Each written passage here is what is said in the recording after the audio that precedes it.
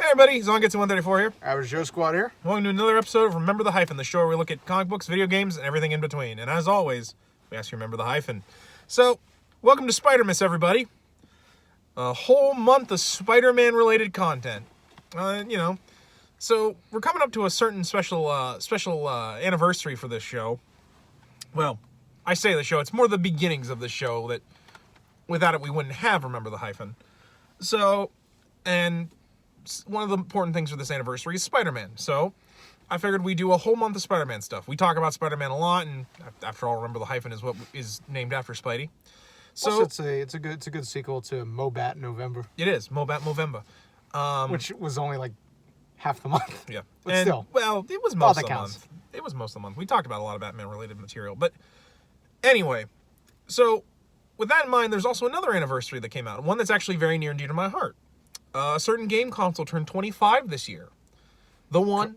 God, it's a year older than me. I know, right? One that's, it was my first console. I put a lot of time on it. The PlayStation. So, and I figured what better way to celebrate the PlayStation and do so with Spider-Man than with the PS1 Spider-Man games. Although you'll notice one of them is... This is actually a PC copy. My PS1 copy doesn't have all the manuals and stuff, but I thankfully have a PC copy as well, because that's actually how I first played it. They're kind of oddities to me. Not like the fact that they're Spider-Man games, just like how they were designed. Because these were actually made by the same company that made most of the Tony Hawk Pro Skater games. Well, and the fun fact is as well is that in fact, they make a lot of references to Tony Hawk Pro Skater. They're made by Activision, basically, back when Activision had the Marvel license. And back when Activision wasn't garbage. Yeah. This is the same engine that the Spider-Man 1 movie game runs on. It's literally the same exact game. In fact, when this came out, they actually re-released it a number of years later. I'm just actually seeing when this came out. Okay, this came out in 2001. So the next year, they re-released this as a cereal box tie-in with... they claimed like it was an exclusive movie-related game for the first Raimi film. And actually what happened was it was the first two levels of this. You just had the Raimi skin. And I'm pretty sure they actually got sued over that. I actually had those. Those are long gone, though. I don't know where those discs went. But you can download it anymore. I'm pretty sure it's freely available. In fact, the game, I think, is actually the subject of a lot of really popular mods, because they mod in a lot of stuff for those games. Oh, yeah. It's actually still got a pretty active modding community. In fact, I actually saw one for this recently where it added the PS4 suit. Yeah. Which I'm like, for when you want to play Spider-Man, but you don't have a PS4. Xbox fans right here. Flex, but okay. Yeah, these are kind of interesting in that at this time, Marvel was releasing a lot of games that were for the PlayStation. Fantastic Four. Which we found Yeah, I actually have that as well. There's a Hulk game. Yeah. X-Men Children of the Atom. Iron Man's Exo Man of War crossover. Yeah, basically this was the start of Activision really doing a lot of Marvel-related tie-ins, which they actually did up until roughly 2014, I think. Because if I remember correctly, Activision also did the Amazing tie-in games. Yeah. In addition to doing like Web of Shadows and Edge of Time, which are sought after now because after Activision lost his license, basically they got yanked off the Xbox and the PlayStation Store. So the only way to get them is on disc, and that's why you'll see them go for like really crazy prices. Like, I think you were with me when I bought Web of Shadows, which actually no, I bought Web of Shadows on eBay, and I'm pretty sure Web of Shadows ran me about $30. Edge of Time was $30 with all the manuals and stuff. And then there was another one. What was it? Web of Shadows, Edge of Time. Crap, what was the other one? Because there were three ones on the PS3. Oh, Shattered Dimensions. Yeah, Shattered Dimensions. Which I'm pretty sure also cost me about $30. So they're a bit pricey. Same with the Amazing games. They're just a bit pricey just because you can't find them. Honestly, the only one that you should play is Shattered Dimensions. Web of Shadows isn't bad. The voice acting leaves a lot to be desired, but I mean it's a good game. But the time travel one, that's Edge of Time. Edge of Time. It's not bad, but it's basically just It's basically just Shattered Dimensions, but you've downscaled a lot. Shattered Dimensions is actually kind of what inspired the Spider-Verse stuff. Because in it basically you play as the regular Amazing Spider-Man, the Ultimate Peter Parker Spider-Man, Spider-Man Noir, and Spider-Man 2099 trying to prevent their dimensions from collapsing. But like the second one, you just have Amazing in 2099. Which is kind of disappointing. But anyway, let's... That little bit of a tangent, but kind of somewhat related. So anyway... But, well, you've played this, right? I've played it a little bit. I never actually owned the first one, but I'm very familiar with it. Did you ever rent it? Or? I did rent it, and I forgot a couple of friends of mine had it on, and like they let me play it a little bit. So I have kind of an interesting relationship with the first game. I never played the second one because I'm pretty sure this was a PlayStation exclusive. But the first one was on a lot of different consoles. I actually got this probably around 2003. And I actually got it through a Scholastic book order form at school. Oh man, that's why I got Croc Legend of the Gobos actually. Yeah, and I played the shit out of this as a kid. Like there was actually a couple times like this was before speedruns were a thing. Yeah. I've beaten this game in a day. Oh yeah. Like just sit down and play it. It's not very long. It's not, honestly, but it's a lot of fun. It's a great game. It's a fun game. I always loved it for like how many suits you could get. Yeah. Like it had like the Ben Reilly suit, the symbiote. Yeah, 2099. It had some. It had 2099. Yeah, 2099 was in it. Unlimited, which I loved that it had the unlimited suit because no other Spider-Man game has had that. It's kind of funny you mention that because this is actually the voice actor for the Unlimited Peter Parker in the cartoon. He started here with these two games, and then he was. They used him for. Yeah. Which is weird because Christopher Daniel Barnes was... And of course we're talking about Spider-Man Unlimited, not Unlimited Spider-Man. Although... those are hard to get. Yeah. People always think it's the other way around. Speaking of that, what's really weird is this game has a lot of the animated series voice actors, like Felicia Hardy's voice actress, well, Black Cat, Otto Octavius, Doc Ock voice actors in it. But they don't have all of them. They have a couple of, like... And I don't know if that's like a union thing or what, but they only have... It's hard to tell. It kind of reminds me of how the Arkham games are, where it's like they... there's an ad in here, the second one for the Spider-Man 1 movie game, which again, it runs on the same engine and everything, but yeah, because this is about the time the PS2 was coming out. Yeah, it's literally the same engine. I actually went back and played the first one again. Like recently. The PS2 has a lot of updates to it, but it's basically the same console. It's just a little bit nicer. Which I'm not saying that is a bad thing, because that's one of the reasons why that console is so great.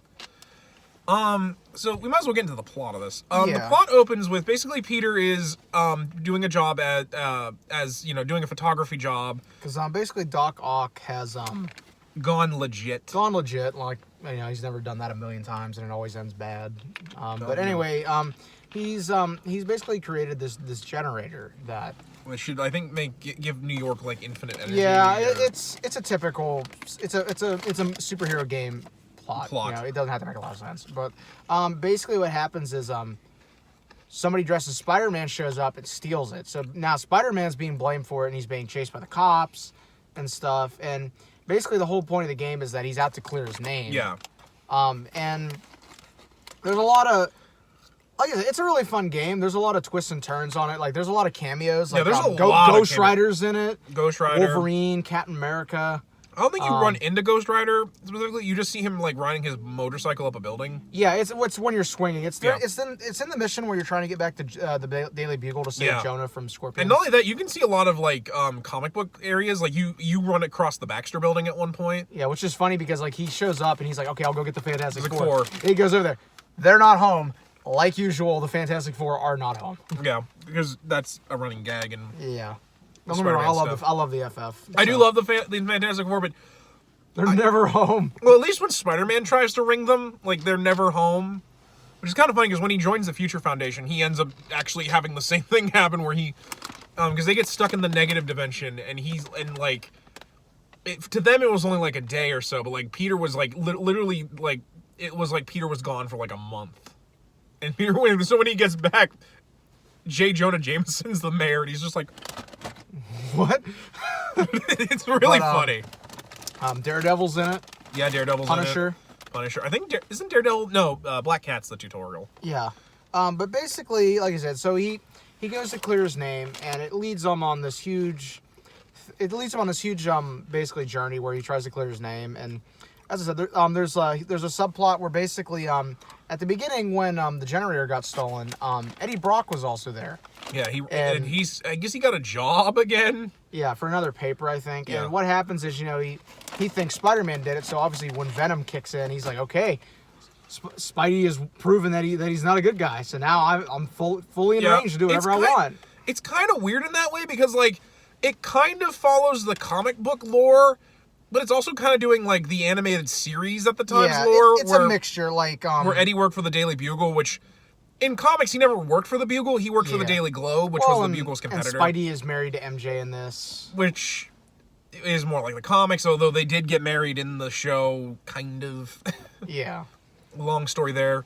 Hold on to that one, because we will talk about that cartoon this month. We're going to do a TAS retrospective. That one we're going to have to do after work instead of during lunch, which we're doing right now. Yeah, so... but basically, like I said, he tries to clear his name. He runs into Venom, who thinks he did it, so he kidnaps Mary Jane to try and trick him into fighting him in the sewers. Yeah, and he almost drowns MJ, and then the most he can offer at the end of it all is "my bad." Yeah. To which Peter's basically like, "I'm gonna kill you." Venom's really weird in this game because, like, he's more like Parker hates it when I get the drop on him. I got the drop on me. I hate it when he does that. Such a fun game. I might go home and he is really weird in that game because, like, he's almost silly in a way. Which is not really he's comics Venom then. I mean, he kind of is, but it's more of a modern. Well, it's complicated. Yeah, because Venom is very weird. Like I'd love to do a thing about my because I both love and detest symbiotes, mainly just because like the lore with them is really inconsistent. And they got a symbiote god now. No, you stop it. Venomverse. Oh, God. You just know there's going to be a Spider-Verse versus Venomverse one of these days. Oh, you know there will. But yeah, so, of course, eventually, like, through all these weird shenanigans and finding other villains, because there is a few other villains in the game. I think you fight Rhino in this. Do you fight Rhino in this? Yeah, Rhino's in this. He actually injures Black Cat at one point. Scorpion's in it. Yeah, for kind of no real reason. He's just kind of there. I'm trying to think who else is all in it. Mysteria's in it. Oh, yeah. Carnage. Yeah. Which we'll get to Carnage in a minute, because Carnage is terrifying in this game. And, of course, Doc Ock. Yeah, Doc Ock's in it. Venom. I kind of think that's it for the first game, because the second game has a lot more villains in it. Yeah. And like I said, I've actually never played the second one, but... So, eventually, yeah... it's revealed that actually Doc Ock is working with Carnage to create an army of symbiotes. Basically, they're using the printing presses of the Daily Bugle to generate symbiotes somehow. Comics. And basically, Peter and Venom realize that because at first they don't realize it's Carnage, but they figure out pretty quickly because obviously it was Carnage who disguised himself as Spider-Man using his symbiote camouflage ability to make himself look like Spidey, because, you know, he already has the powers of Spider-Man in a way. Yeah. So, basically they were using this generator that Ock built. Although I think the generator is actually just a symbiote generator that's allowing them to make symbiotes. Eventually, Peter and Venom find Doc Ock's underwater lair, which... Of course. I think the Lizard's in this game too. Yeah, he is, but you don't fight him. He's trapped by Venom. Venom traps him in like a weird jail cell in the... Yeah. And he helps you figure out the maze. But he only tells you once. I think actually the maze is actually randomly generated. It has like a bunch of different like pathways you can take. In which case it's like 6-year-old me somehow was able to figure that crap out. I want to say it's either it's randomly generated or like it shifts it has like a shifting geometry. I think it does. Again, it's been so long. I honestly need to go back and play it. But like the game is really neat. But basically, they go to the underground lair and they run into Carnage, who Venom deals with while you fight Doc Ock. After you beat Doc Ock, Venom gets royally knocked on his ass by Carnage, which I'm like, okay. Yeah, so then you have to fight Carnage, and it's revealed that basically the way you defeat Carnage is Doc Ock built a sonic sensor in the generator above it because he was obviously intelligent enough to realize, like, I can't trust the symbiote. Yeah. So I'm going to have a backup plan. Which is more or less just a way for you to actually... Because, like, in this game, Carnage is kind of invincible. He's got the creepiest voice. Like, their voice... Yeah. He's it's so high-pitched. He's voiced by the dude who does the voice of Number 4 and the Goldfish in American Dad. Yeah. I forget what his name is, but he does a lot of voices, and he can get his voice really creepy high. Yeah. Oh, and it's terrifying. Yeah, no, he actually is probably one of the most terrifying Carnages in, like, any game.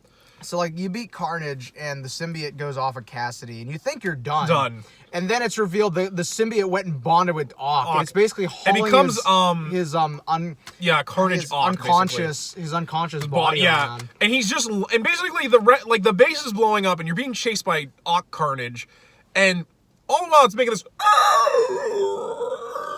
noise, and it's so. To make matters worse, that thing has a rubber band. Yeah, it's rubber band. So like if you get so far, he'll speed up and come after you, and it's horrifying because you're just like, oh my god, go away. Because he's actually invincible. Like you cannot do anything to him. If he touches you, you're dead. Basically. All you can do is run. It's basically a run mission. And of course the day is saved, and cut to randomly all of the members of the Avengers and Fantastic Four playing poker in the Avengers mansion. Daredevil's there. For some reason, even though he's never been a card-carrying member of the Well, and then it's revealed that in jail, the villains are all playing poker as well. Which is hilarious, because there's a poster behind Mysterio, and there's a picture of, like, a girl in a bikini, but, like, he's put, like, a Mysterio dome over her face. I'm like, what? Yeah, it's... But the game is very funny. In fact, there's a code you can get later on after you beat the game for What If mode. What If mode was so fun. Where basically, Uatu the Watcher, which I think What If mode's only in the first game. There's no What If mode. I don't think there is one in the second one. Which is a shame, because I love the idea of What If mode. Basically, random wacky things will happen in the game. For instance, one of the missions is you have to chase after Scorpion because you have to get to the Daily Bugle before Carnage or the Scorpion kills Jameson. Yeah. And there's this meter there, showing how much distance there is between him and Jameson. And in the regular game, it's just like he'll like say like some pretty like evil, creepy things to Jameson. And Jameson's like, keep away. In this, they're playing Marco Polo. So every once in a while, you'll hear Jameson go, or Scorpion go, Marco, just in Jameson, Polo! It's really, and there's a lot of really funny gags like that in What If mode. There's one where after you kick the exhaust vents up on the base, bananas come out of them instead of exhaust. Because it's a reference to the gag that Peter says, he says because you're basically have to close these exhausts, that it's letting out this gas that makes humans more susceptible to be merged with symbiotes.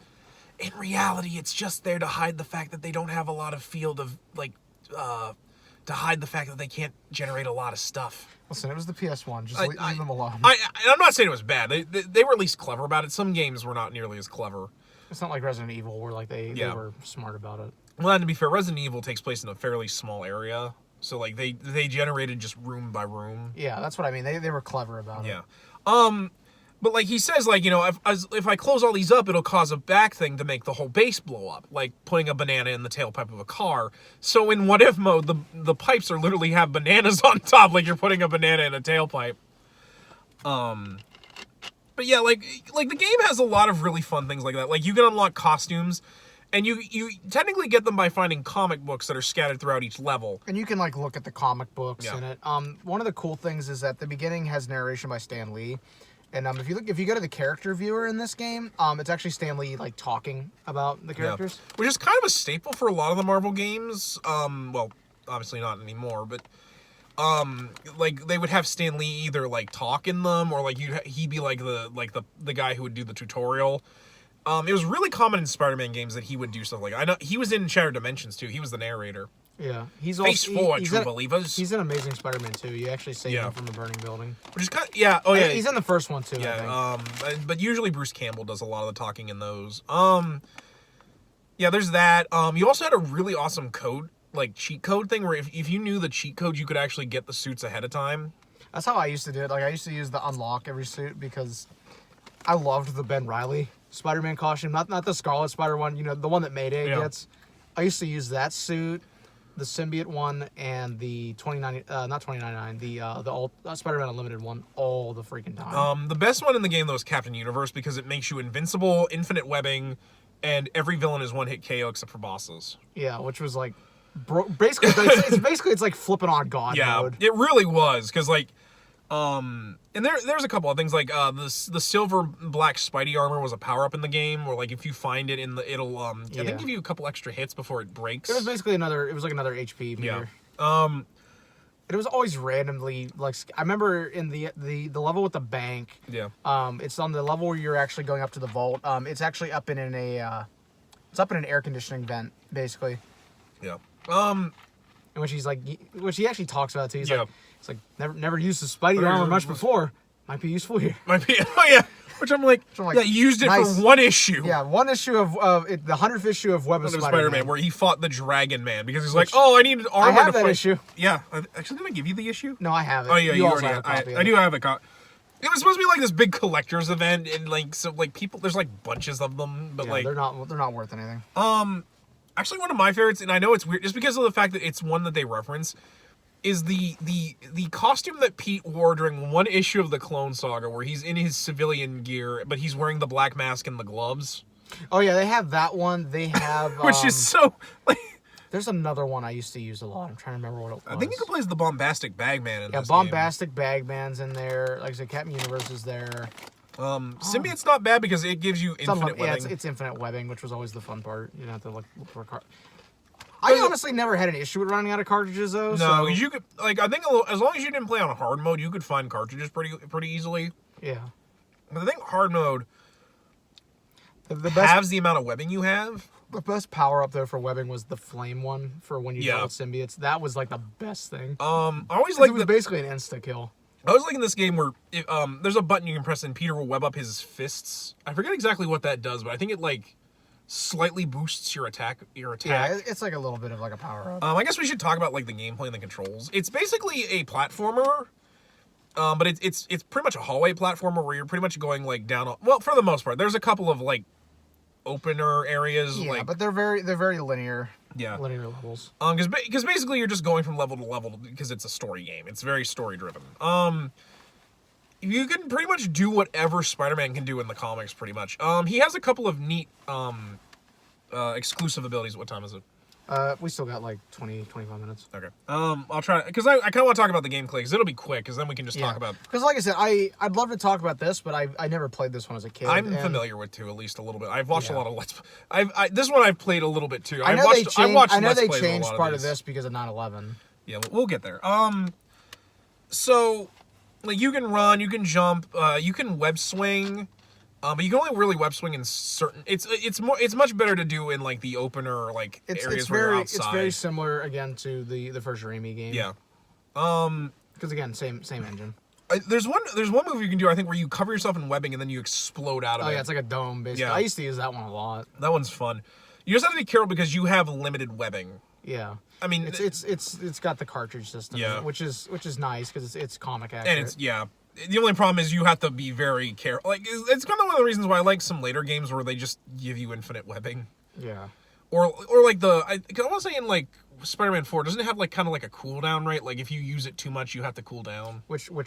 There is no Spider-Man 4. I mean I meant Spider-Man PS4. PS4. It's I say PS4. There's no limit to it. I'm pretty sure. Okay. I couldn't remember if there was a limit thing because I know there's like a foot. Like that game would have been infinitely more difficult if I had to like watch how much webbing I was using. Yeah, that's Christ. Yeah, that's like that would have been murder. I especially think, on some of them bosses. I think for more advanced games, it's better just give you infinite, just because it'd be one less resource you have to manage. Otherwise, there's Spidey using the train again. Like shit, I ran out of webs. Yeah. Well, usually I want to say the web swinging actually doesn't lower the web meter. I mean, they at least mention it in cutscenes and stuff, but it's like it's not a gameplay thing. But yeah, like I said, I think the first game's a lot of fun, and in a lot of ways, I think it's better than the second one in certain regards. The biggest complaint with the second one I've seen, and from what little of it I've played, is that this is just literally more of the same. Yeah. It improves a little bit on stuff, but it's more like it's got more villains, it's got more levels, but it doesn't have nearly as much. Basically the same game. In fact, I want to say it even has the same like extra costumes too. There's no extra like. There's a couple different ones. I think I'm not sure. Even though I think they're cosmetic, like I don't think they give you power ups like the old one. No, this does. Oh, it does? It even says on the back of the box. Oh, I don't know. So the plot of this one, it takes place, I think, like, just a couple months after the first one. And it has basically the same voice actors and stuff. Oh, and it's weird. I've seen it theorized that this Spider-Man 2 Inter-Electro is actually set before the first one. I would argue that, but I've actually seen the ending. The ending, because the ending... Well, like, part of it takes place Oh yeah, part of it does, but, like, I think most of it takes place after, though, because at the end of it, you see all the villains from the first game still in prison. In fact, Ock is still banging his head off the bars. Probably giving himself permanent brain damage. He's hoping. So in this, basically, Electro and this weird lady professor who's strangely really, really hot. I mean, not because, but, like, she's very scantily clad throughout most of this game. Basically, they're creating this device that will give Electro infinite electrical power. Like, basically will make him a god. In fact, I think he's also voiced by the same guy who voiced Carnage in the first game. It probably is. D. Bradley Baker, that was his name. D. Bradley Baker. So let me see if I can actually see if it's in the manual. If it says who's who. And so basically, Peter is now fighting like a bunch of guys that Electro has hired or he runs into, and is trying to stop Electro from getting to the top of the World Trade Center to... QA project lead Bruce Campbell. Huh. I wonder if that's actually Bruce Campbell or just a guy that also has the name Bruce Campbell. Hard to tell. But basically, in this game, like I said, you do get to explore New York a bit more. I'll say the manual for the second game actually has a... Oh yeah, the sinister Dr. Watts. It's a pun. It's a pun. Real subtle there. I mean, to be fair, it is Marvel. Like, either if your name has the same first letter as your last name, or if your name sounds kind of punny, you're pretty much a bad guy. Let's be honest. In this game, you do get to actually be on the ground this time. Like, the graphics have actually... This one has the Spider-Man concept suit by Alex Ross in it, too. Oh, yeah, that's right. I forgot it had that. Because this is around the time they were developing the first Raimi film, and Alex Ross actually designed a new spider suit for the movies, which is a shame because I think the producers liked it. Or no, I think Raimi liked it, but the producers like, no, we want something more traditional. Here it is. I found the cast. Rhino Romano as Spider-Man, Paul Luca and police announcer, D. Bradley Baker as Electro, Hyper Electro, Computer 3, Lizard, Hammerhead, Beast, Catherine Fayor as computer voice, Darren Norris as Sandman, Beetle, Public Address, Shocker, Professor X, Jennifer Hale as Rogue, Dr. Watts, and Computer Number 2, and Stan Lee as Stan Lee. I didn't know Jennifer Hale was in this. Yeah. Actually, I didn't realize she was Dr. Watts either, because that's actually Black Cat's voice actress. Yeah. If you're a big video gamer, you've heard of Jennifer Hale. She's done a lot of famous roles, like she's in Mass Effect. Well, she's done a lot of cartoons too. Yeah. She's Commander Shepard in Mass Effect. She's Bastila Shawn as in KOTOR. She actually was Cinderella in like any movie outside of the original Cinderella movie. Yeah, she's done a lot of stuff. She's also, of course, Thorn in she was Thorn in Scooby-Doo and the Witches Ghost. Yeah. But yeah, so the plot's a little bit thinner in this one, just because you're just trying to stop Electro. Yeah. You do get to fight some different villains. Like, you get to fight Hammerhead, which I'm like, of all the characters you could pick. And then they bring him back for the DLC for Spider-Man PS4. That had to have been a reference to these games. There's a lot. That's the thing about Spider-Man PS4 is that you can tell that it drew a lot of inspiration from this, like having the multiple costumes, having I'm pretty sure in like New Game Plus some different stuff happens. Well, I actually argue that it's because of these games that like the Arkham games actually did the whole multiple costume thing. Yeah. Because like people really like that. It's fun to play as different costumes. Like I said, one of the only games I know that has the freaking Ben Reilly Spider-Man suit that Mayday Parker later uses. We just don't talk about that suit for some fucking stupid reason. We'll talk. That's also probably a video we'll be doing this month, talking about Spider-Girl. Yes. Because I figured I'll make it happen. Because I figured I'd give you a little leeway on what you wanted to talk about this year, since you're just as much of a Spidey guy as I am. Because I will admit, I kind of did a lot of Batman stuff for. Plus my girl Mayday, she needs some more representation. So. Like I said, the plot's pretty generic. It's still fun. I do think the game is fun. I like the first one a lot more. It's definitely fun, but like I said, it doesn't really offer a whole lot. I mean, it's like It has some new attacks and some new combos, and there's different villains in it, and you do different stuff at least. But it's still the same game. I really like the Sandman fight in this, because, like, I think what you have to do is you have to, like, break these fire hydrants to, like, soak Sandman down so that you can actually beat him up. Yeah. Rhino is fun in this too, because, like, he's invincible, so you have to trick him into hurting himself. That's how it was in the first game too. Yeah, where he runs into, like, generators and stuff. Yeah. I guess we might as well talk about the thing that this game is mostly known for, the really infamous thing. Oh, so this came out. This was in development pre 9/11, which is actually interesting. In fact, I think it came out before 9/11. Because I want to say the original version of this game actually... It was delayed. It came out in Europe in 2001, and it came out in the U.S. in 2002. Well, that's what I mean, because I think in the European version of this, they still had the final fight take place on the World Trade Center. That was only the original pressings, too, because the later ones are the U.S. one. But basically, the final fight with Electro is supposed to take place up on top of the World Trade Center. Because that's where the lightning will be able to hit him the easiest, basically. Yeah. Obviously, because of 9/11... they went back and edited this. It's kind of similar to how the original poster for the first Raimi film and also the trailer. Yeah, the trailer and stuff. The World Trade Centers were actually featured in it. In the poster. Heavily. The poster got withdrawn. If you have one, it's actually worth a lot of money if it's a real one. There was a whole scene cut from the movie where these guys rob the World Trade Center and then they try to escape via helicopter, and Spidey, like, webs the helicopter between the towers. That was obviously cut.